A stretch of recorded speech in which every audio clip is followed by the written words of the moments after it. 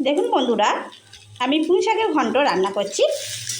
প্রথমত আমি কড়াইতে সরিষার তেল দিয়েছি, তারপর পাঁচফোড়ন, তেজপাতা, শুকনো লঙ্কা ফোড়ন দিয়ে রান্নার বড়ি ভেজে নিলাম। তারপর কুমড়ো, আলু, পেঁয়াজ ভেজে নিলাম। তারপর দিয়ে দিলাম পুঁই শাক, ভালো করে ভেজে নিয়েছি। এরপর দিয়ে দেব মশলা, হলুদ গুঁড়ো, লঙ্কা গুঁড়ো, লবণ দিয়ে দিচ্ছি।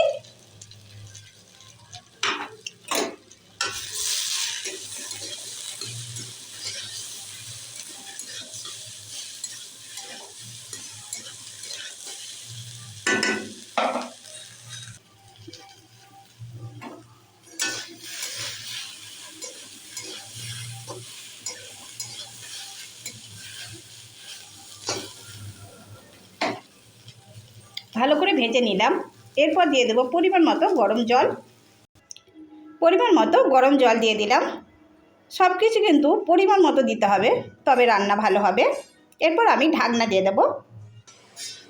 এরপর আমি দেব ভেজে রাখা মশলা, যেমন গোটা ধনে, গোটা জিরে,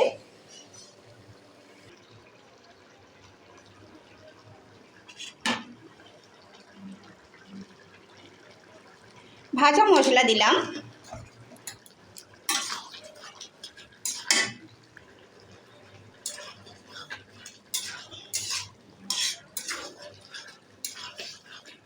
এরপর একটু মিষ্টি দেব।